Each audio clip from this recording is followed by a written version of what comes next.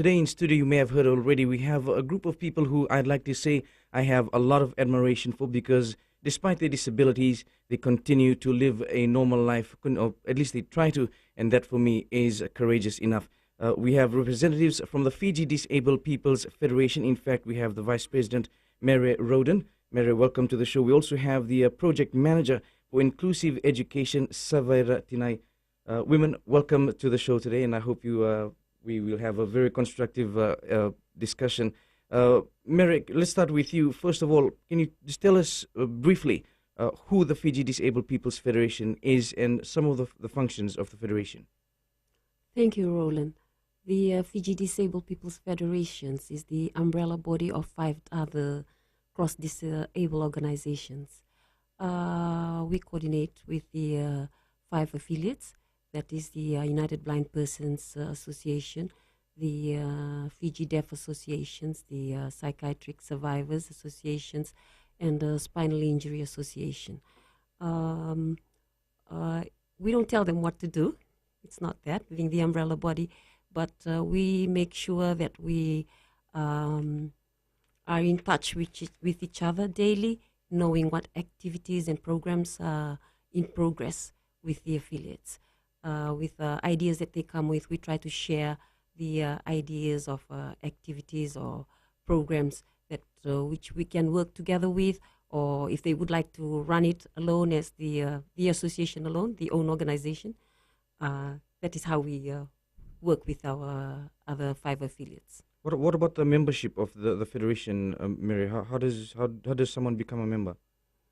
You're most welcome to just come up to 3 Brown Street.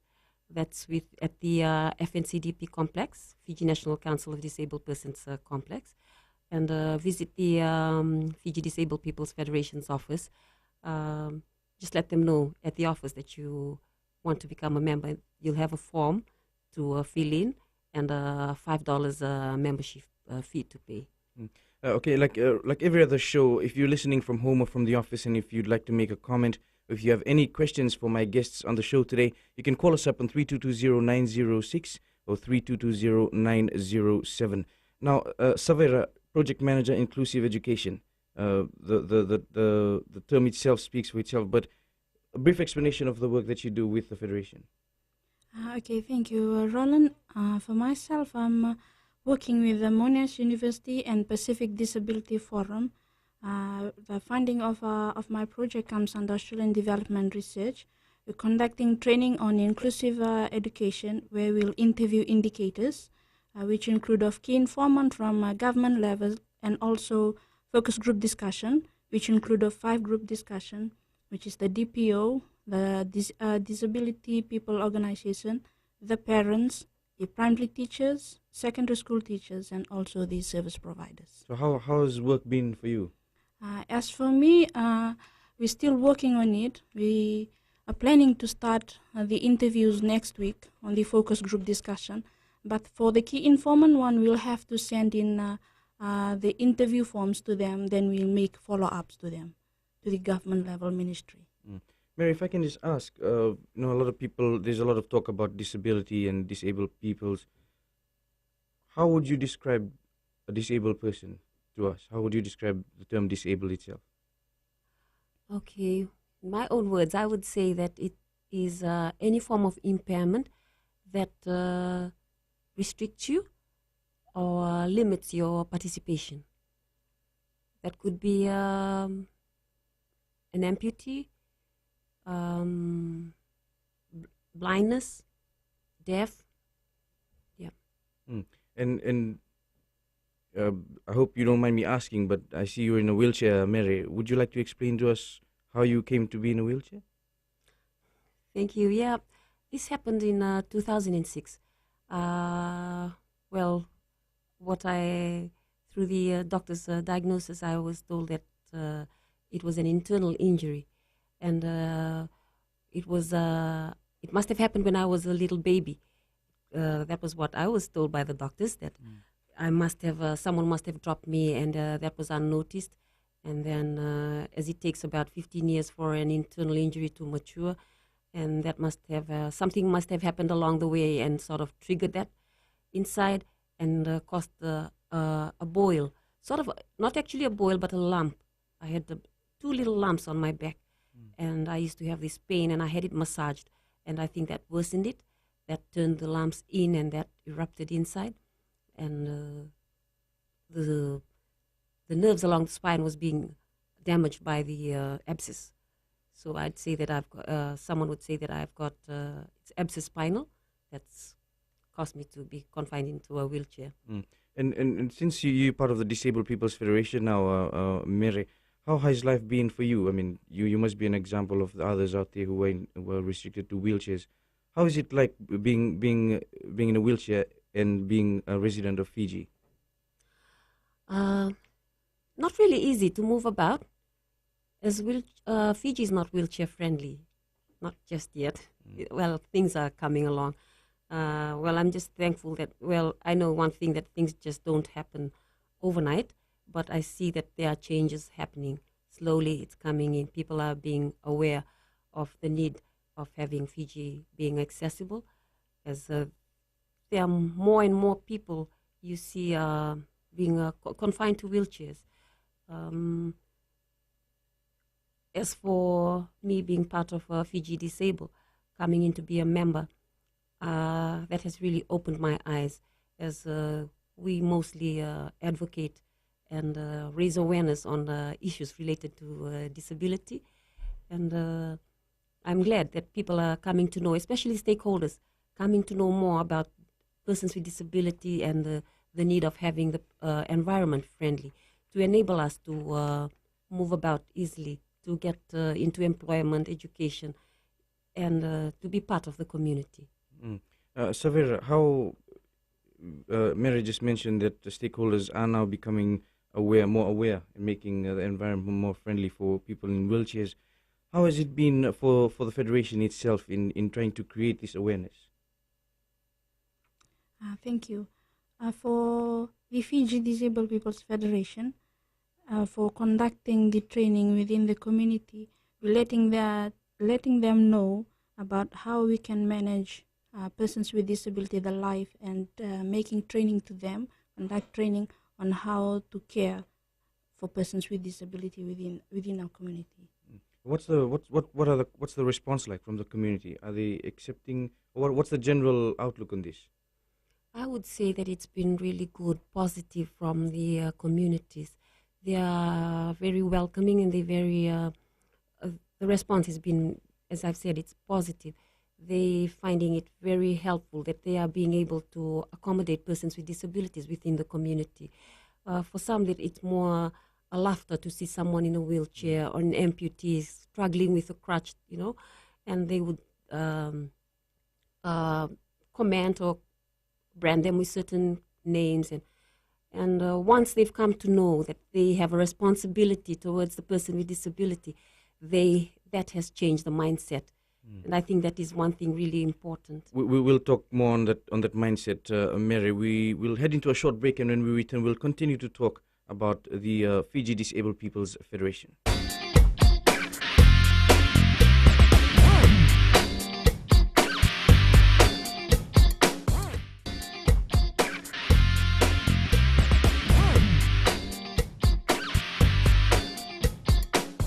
Welcome back. This is Speak Your Mind, and with me in studio today is the Vice President of the Fiji Disabled People's Federation, Mary Roden, and of course the Project Manager, Inclusive Education, Savera Tinai. Mary, before we went to the break, we were talking about the mindset of the people. How has that changed, or how has that evolved over the years, or has it? I think it's been really good. I can say that because when I have to travel, I've noticed a change. People turn around and no longer give you a long stare, sort of, and or the kids running around and saying things that might hurt your feelings. It has changed. People have turned around and say, "Can I help you? Can I wheel you over? Is there any way that I can assist you?" And that's giving me a response that, oh, yes, they know that they have a responsibility. It's no longer the laughing matter. This is something that might not have happened, or may have happened, but very little in the past, but it's changing now, right? Yeah. With me, I don't face that much. I mean, I do see people staring, But then I've seen things like that happening, that whereby the little kids or even some adults, they pass comments when someone passes by on a crutch or with an assistive device. They would just laugh and say, "Oh, why is he walking with that?" Not knowing that that person won't be able to walk freely without that Without it. device that he or she is using. So, Vera, inclusive education. Do you deal a lot with schools? Yes. Primary schools? Probably at the moment we are looking at the schools which are inclusive. Okay. Here in Fiji we have 5 schools which are... Only 5? Yeah, only 5 schools which are inclusive.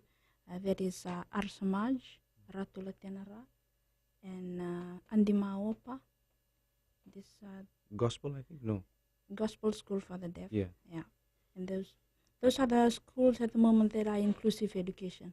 But throughout this project, we would like to facilitate more on the schools that we need to be inclusive in persons with disability. How is the support from the education ministry? Or do you work with education Okay. ministry? At the moment, we are still looking at the education level, but we haven't started with the interview yet. Okay. So for the following next week, maybe next week, the other week, then we will start the interview for the education, Ministry of Education level. Interview for the kinfolk. Okay, but let's just focus it down to the school itself. I know you've dealt with a lot of schools and students. What's the atmosphere like within these schools? You have children who are with some form of impairment amongst other normal children. What is it like? At the moment, since we are not conducting the training yet, we're still trying to emphasize more on that, on how to include persons with disability within a school. Yeah, that's what we are trying to do at the moment. Okay. And Mary, I understand the Fiji Disabled People's Federation is working hard to make this inclusiveness work. Yeah. Yes. We are, I would say, inclusiveness with education, in employment, in all sectors. We would love to have that all in, not just in one particular field, not just in education, not just education to be inclusive, but if possible with employment and other aspects. Yeah. And just very quickly, you yourself, you're in a wheelchair and you've managed, I know you've spoken to a lot of other people who are members of the Disabled People's Federation. What are some of the difficulties or some of the problems that you face as a disabled person in Fiji? Having to transport is one big problem. Trying to get, it's been 7 years of confinement to this wheelchair, and I think I've never traveled on a bus. Really? Since I acquired this disability. I have to travel in a cab, in a taxi, and that's a lot of expenses. And even taxi too is not easy, huh? I think 2 or 3 months ago we had taxis from London, I think. Yeah, one from taxi owner- Tauskan. Yeah. Yeah. I'm thankful for that. At least I do travel on those taxis. I try to call 5858 because it's much easier. You Right. just have to wheel yourself. That they have a ramp. So you've never been on a bus since you got confined to a wheelchair. You travel by taxi, which I know must be costing you a lot of money. Yes, it is. What's being done about it? Have you tried to find out if anything can be done about this? Yes, we've. I actually led an advocacy training group back in 2010, if I remember correctly, and we visited LTA and we've spoken to those in LTA about that we need to have an accessible bus if possible, something with a hydraulic lift, a hydraulic ramp, and there's been.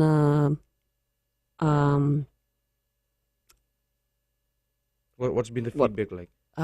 Well, it has been positive from the other side, from LTA, that they would look into that, and they're working on getting accessible vehicles to be able to enable us, persons with disability, to just travel. Yeah. once again, if you want to make any comments, if you have anything to say, if you have any questions, call us up 3220-906 or 3220-907. We've been talking about the difficulties and the disadvantages. What are some of the notable or noticeable achievements that you know of by disabled people in Fiji, and the things that disabled people continue to do? The disabled persons, they continue to advocate on issues that they come across that they find that they would want to have changed. Like with education, now it's down the pipeline.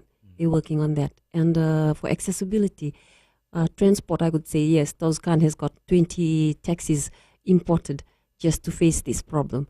And with employment, we've got a new project, an exciting one, the IDEA program. Because I mean, I've known a few disabled people who continue to work, day in, day out, 8 to 5 jobs, which is a good thing. Yeah. So I guess that's all leading up to that, huh? Yes, it's all coming out. We can see that, and with the Ministry of Health, there's a guy up there. I remember the name, and I've forgotten the health inspectors, right? With they're looking into the building codes, and I've been told that it's down the pipeline to have all buildings accessible. So that's a great big step. So we can say that although the advocacy and awareness being done by the Disabled Association has been considered and taken into account, and action has been taken. Well, you know what, Mary, when we return, we're heading into a short break very shortly, but when we return, we'll talk more, because I've been hearing stories also on the difficulties that disabled people face, especially during times of disaster. And I understand there's also a lot of new projects that's coming up. We'll talk about that when we return from this very short break.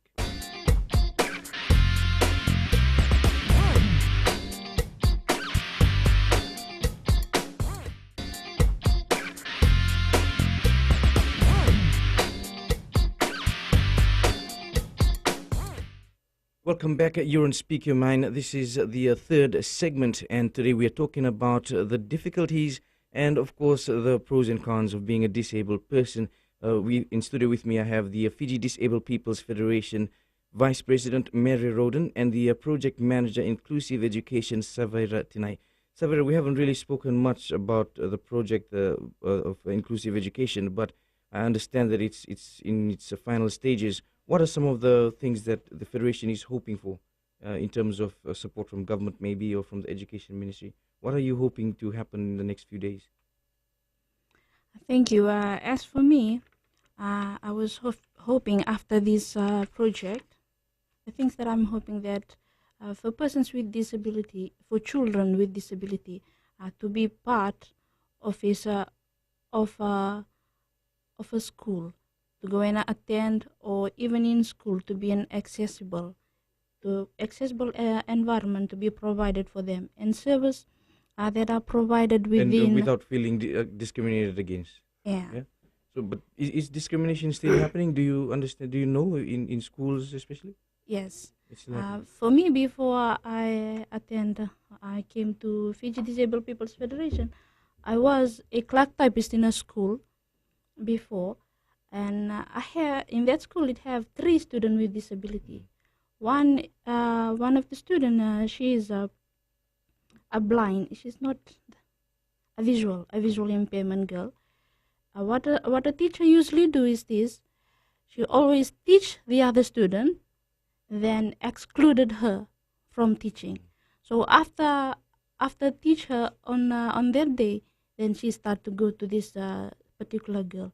So for me, in that level, I see that discrimination is still in a processing to other students. So for me, I think services that are provided within a school to be equal, to give them an equal opportunity, to give them a bit of understanding of how to care for persons with disabilities. Did this sort of inspire you to join the Fiji Disabled People's Federation? Yeah. It's inspired me to join Fiji Disabled People's Federation, because I know if I'm in this stage, I could go and facilitate more we can facilitate teachers more on how to train a persons with disability. It was just leading up to my next question for you, Mary. Could it be that in some of these schools, teachers are being discriminative without knowing it? Maybe they do not know how to teach students who are impaired, Yes, or they don't have the training, That- the proper training. yes, that could be it. It won't be easy for teachers who are not trained, so they need to be trained to know how to handle these children with disabilities. And yeah, the only training, proper training, will help them teach students with disabilities. And that's what this project hopes to achieve: inclusive education. This project, after conducting this project, I wish that there's more students or children with disability could go to school rather than staying home and being left alone at home. Do you know of any children who are left at home because of their impairment? Do you know of any cases? I haven't noted that, but I've Okay. come across that in the papers, reading about the students being kept at home and not accessing education. Well, then, in that case, all the best in this project, Savera and Mere. We'll divert our attention now to an issue that's always caught everyone's attention, and that's the difficulties that disabled people face in times of natural disasters. I've actually I was privy to some information before I came on air today of this woman who testified. I think it was at Syria Park last week during the National Disaster Management Mhm. Awareness Campaign. Mhm. And her story was, for those of you who wasn't at Syria Park last week, her story was that when she was in a village and when it started flooding, she called around for help. I think no one responded, and then the whole village was evacuated, and she was the only one that was left behind. Luckily, nothing worse happened to her. But share with us a bit on this issue, Mary. Yes, this is something that we all really need to know as to what you can do, how you can assist a person with disability before, during, and after a disaster. For me personally, I would like to share my story on what had happened on one of these tsunami warnings when we were alerted. I was at home and we were told at around 2 a.m. to rush off and go on to higher grounds. And one thing I'd say, I'm fortunate that I have good neighbors, helpful. The boys around my neighborhood, they came around asking if there's any way that they can help my husband to get me out of the house. And my husband said it was okay, he could manage. So he had to make sure that I've got, my wheelchair, that it's all okay, everything is intact and it's not falling apart. And that we had my medical kit, making sure that my catheter and my urine bag, swabs, and whatever that I would need was all in there. Nothing else, not our clothes, nothing else, just my medical kit, my wheelchair, and myself. So he got me onto his back, and then we had to travel about 200 meters to walk from home. So he to carried the you road. and the wheelchair? The wheelchair was given to my son. Okay. Yeah, my son had helped with the wheelchair, and I was on my husband's back. And as we were coming along the road, the Dismac, they came around. It's a Dismac truck that was coming with a warning, and they just went past us. It was empty, and I just thought, and I said to my husband, as we got to the road, then he got me into the chair, and then he was wheeling me along the main road, heading towards Vatuanga Cemetery. And this van went down and back, just with a siren blowing. All it could have done was Yeah, just stop and and when I just thought, I said to my husband, wow, this van is just running up and down with a siren blowing so loud and giving us a warning. I wonder what his thoughts are when he's seeing us, seeing you pushing me, wheeling me off on the road, and it was dark, and my two little boys coming on my side. And my husband said, yeah, this happens. And I said, okay, yeah, we shouldn't blame them. Time will come that they'll get to know. I guess they just don't know what they are supposed to do with a person with disability, especially someone confined to a wheelchair. So we just went on and we went up to the cemetery and we found a place that we could just shelter for while waiting for what next was going to happen. And I think that's it's important for people to have the urge to know about this disability, and with us, the association itself, to raise awareness, go out into the community, and talk about these issues that we want them to know, as to how you would lift a person, how would you carry this person out from the house to the transport or whatever. And the evacuation centers, it's important that they are accessible. They have proper signage for those with vision impairment, and more privacy, maybe for those psychosocial cases. Right. What about during you mentioned evacuation centers? Do they also cater for disabled people? Would you know? When they say that we have to have, that there's a evacuation center is this particular place. It could be mostly schools, Mahatma Gandhi, for those of us residents of Watuanga. And when they say that, with me, I wouldn't want to go there because it's not accessible. I know that they've got steps, and it's just general that they say it's open to you, residents of Watuanga, that you move to, or maybe to the army camp there or somewhere else. It's not something in particular just for persons with disability. And it's not easy because it's for me, I'm confined to wheelchair. I have a catheter. I need that for my urine release, and I know we need privacy for that. Right, Mary, unfortunately, time has caught up with us again. We'll head into a short break and we'll talk more on this issue when we return.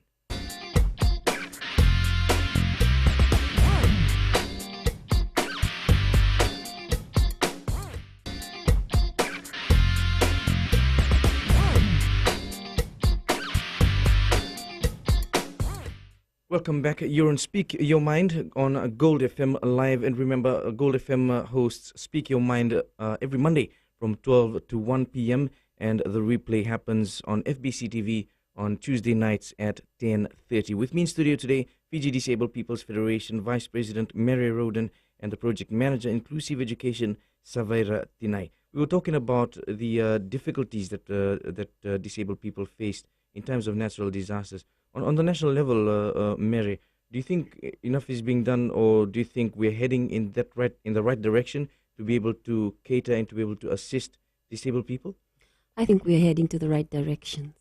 The stakeholders are coming in to look into policies, and as I've said, Ministry of Health with the health inspectors, they've said that that's down the pipeline, having all buildings accessible.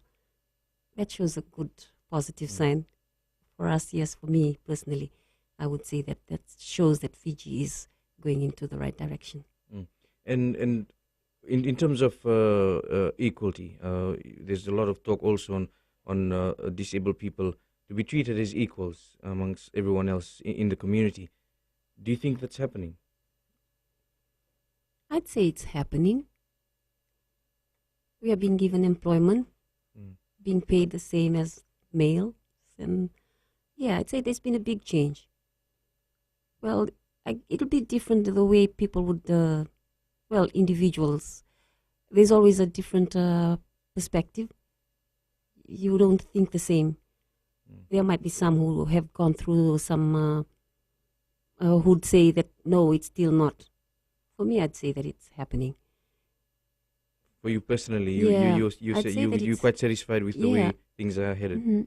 Yeah. I am. Okay, and let's talk a little bit about the Constitution. I have something here which says the FNCDP applauds Fiji's new constitution, and like you said, FNCDP is the focal point, right? Right.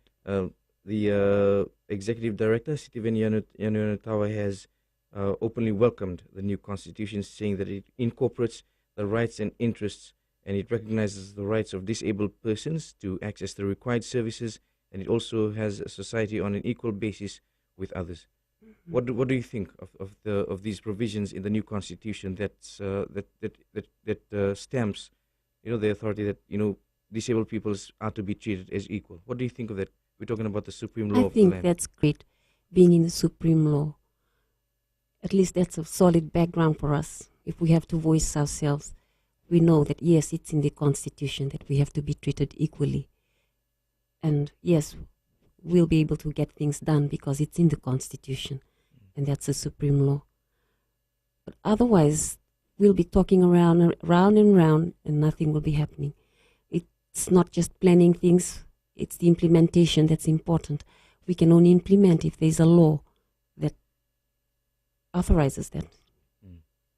Okay, Savera, let's go back to the work of the Fiji Disabled People's Federation. I understand there's also some other projects that are in place. Would you like to share that with us?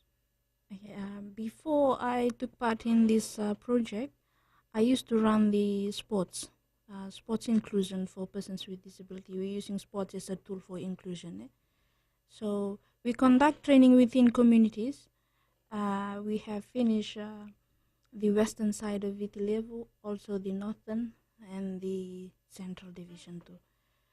So when conducting training, these are some of the feedbacks that comes to the community. Within the community, when conducting training, we need to include persons with disability within the community to be part of the community. Sometimes when, like in villages, in villages there's a lot of discrimination happening there because they did not know what a person with disability can do. What are their capabilities? What are their capabilities? And also, when conducting the training, some of them, like, there are barriers for them that they can't come out and communicate or to communicate with others. So when we conduct training, tell them our stories, the difficulties that we face in our life. So they manage to explain what are the things that could not get them out from where they are. So they manage, for us when we conduct training in Vanua Levu, there's a lady there, she used to stay home for 20 years. She stays home for 20 years. She did not manage to came out from her own house. When we conducted training, we brought her in. Tell her what she can do and what the community can do to her so she can manage. So within that, we also conduct sports day for persons with disability. Within that sports day, she managed to come out from breaking the barriers, come out from her home. She managed to talk to others.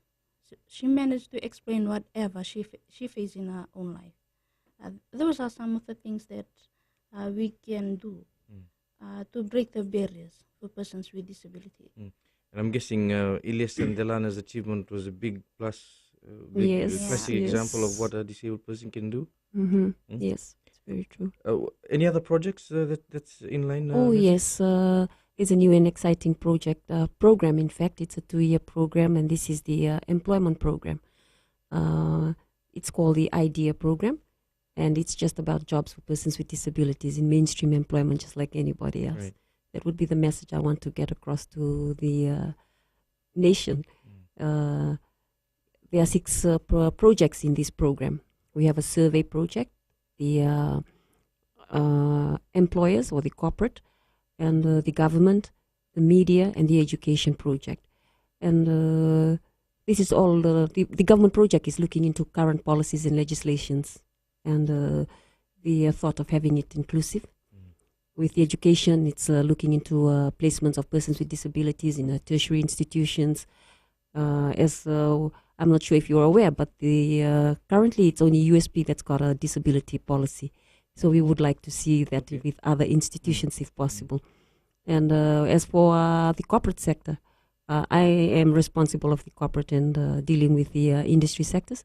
And that's looking into establishing projects that could increase employment of persons with disabilities. And I would say that there's been a good feedback. We have managed to get one candidate of the IDEA program employed with the Holiday Inn, and today is our first day with Holiday Inn as a switchboard operator. And it's what's the job? Switchboard. And it's like after 20 years of being unemployed, she's starting with Holiday Inn. It's already bearing fruit. Huh? Yes, it is. And there are other, I would say, industries employers opening their doors to this So you program. liaise with employers? Yes, I liaise with What's the employers. response been like from the employers? It's been good. It's been great. It's been very positive. I've been having positive responses from the employers. Well, we can't expect everyone to just agree to something that you want. There would be one or two who would say, "Oh, I'm not ready for that yet." But that doesn't discourage me. I'm thankful that one has gone into employment. That's the doors that's opened up for the IDEA program.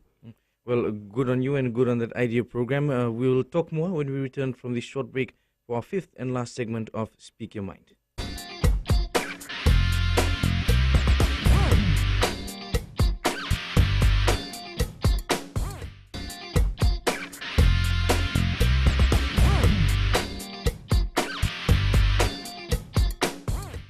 Bulavinaka, and welcome to this, the last segment of Speak Your Mind. There's been some very constructive discussions here today with the representatives from Fiji Disabled Persons Federation, the Vice President Mary Roden, and of course the Project Manager Inclusive Education Savera Tinai. Mary, before we continue, can I just ask, apart from the woman who started work today at Holiday Inn as a result of the IDEA program, are there any other sort of stories like this within the Federation? Yes, I would say that this is something that had, when we started this program, we all thought that it was just new. It's like something that we are just reviving again, because it was started with Mr. Frank Hilton. I think he did a great job during his time. He had spoken to a lot, liaised with most of the employers and got people into employment, into the government and with the private and public sector both. He did that. And with this lady who's going into Holiday Inn starting today, she was one of those persons too who was employed through Mr. Hilton with Reserve Bank. And that was like back 20 years. And she's been home after she was being made redundant. And she's going back to work at the age of 55. I think, yeah, that's it. That's been something that was happening, and then it came to a stop, like no one just sort of continued doing that. And this program came up, looking into the number of persons with disabilities unemployed, that it's so much, and we need to have persons with disabilities employed, so that in some ways we are looking at poverty alleviation. Maybe this would be some ways that could be assisted. So that's, I've always heard that the disabled people can make a difference and they can contribute to the economy of the country. So you support that? Yes, I support it very much. If we work, then we'll have tax deducted. It works both ways. We have something to give and we have something to take. Since this is our last segment, Savera, I'll give this opportunity to you to have your say now. What do you hope to achieve out of this inclusive education? And what do you hope to see in the near future? Thank you. After this project, I wish and I hope that children with disability, not only children, all people with disability, to have an equal and equal opportunity, for us to be given an equal opportunity, and also to be part of everything that we need to do in our daily lives. And Mary, before we end the show today, as a representative of Fiji Disabled People's Federation, and as someone who's confined to a wheelchair as well, how would you like the public to see you, a disabled person? I would like the public to see my ability and not this wheelchair, and yes, and put a stop to their mind thinking that, oh, she's disabled. Look at my ability. That's it. And looking into the future, the work of the Fiji Disabled People's Federation, the work that it's done, the work that it's doing now, what can we expect in the future? More of interaction with the government and the private sector. Get more involved in the changes that we want, not just in education but in employment, accessibility as a whole. And most of all, the ratification of the UN Convention on the Rights of Persons with Disabilities. I know that has been signed. If you're aware, that has been signed in June 2010. But ratification, yes, if that can happen, well, before the end of 2013, that's great. I think that would be one thing I would love to see happen. And just to close things off, Saverio, I know you've worked with a lot of children. What would your advice be to impaired or children who are living with disabilities who get discriminated against and who constantly face bullying and this sort? What would your advice to them be? Thank you. My advice would be, as a person or children with disability, never underestimate your life. Whatever you do or whatever you see as for yourself, you go for it. Whatever you can achieve or whatever you can do, with or without disability, we still can do it. That's all. And finally, Mary, as like I said before, you're the Vice President for the Fiji Disabled People's Federation. That in itself is an achievement for me. What would your advice be to a person who's living with disabilities, who constantly gets ridiculed and constantly gets discriminated against? What would your advice to them be? My advice would be all those ridicules should be your strengths. Stand up for your right. Come out of your comfort zone. Speak out. If you don't speak out, they will never know. You have to speak up. Open up your mind. Speak out of whatever issues, whatever difficulties you're having, and then you'll be, you'll be recognized. And never look down on yourself. I believe family also has a lot to do with, we can talk about communities, but the main strength also for a person living with disability is their families, yeah? Yeah. How has the support been from your family, Mary? I'd say I've got a very good support from my family. My husband, I thought that my husband would walk away when I acquired my disability, but I'm so thankful that he's still there. He's by my side. And my kids, my children, my two little boys. I live in a very inaccessible environment. I've got a class 7 son who attends Fatuanga Primary that assists me a lot, and the younger one too, who's in class 5. They'll get me through. You won't believe it if you see them doing it. Even the community, the boys around, the adults, when they see him wheeling me through those little gaps, they'd run up and, want to assist. But they would say, no, we can handle it. We can handle it. And it's not a smooth road. It's very rough. Those who have visited home, they won't believe that it's my two little boys who assist when my husband is not available. Otherwise, yes, on the whole, my children are very supportive, my family. That would be a classic example of what I'm trying to say, that family, behind every disabled person should be a very supportive family. Mm-hmm. And what would your advice be to families who have members of their families disabled? I think it's for a person with disability too, I think you can't take the pressure out on your family. You'll expect some of them to be stressed, maybe, yeah. You will be the one to educate them. It is how you talk to them. And yes, if they see you just keep trying to do things by yourself, that can change their mind. I've seen that because I've done that at home, and I know that is why my family is very supportive. I think it'll be the same for others if they do that.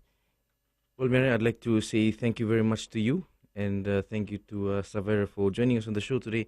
Thank you also to your family. If you're listening in or if you're watching on FBC TV, thank you very much for the support. And to all other families out there, if you have anyone in your family who is disabled, learn from what you've heard on the show today. And that's it from Speak Your Mind. Until next week, Modemanda.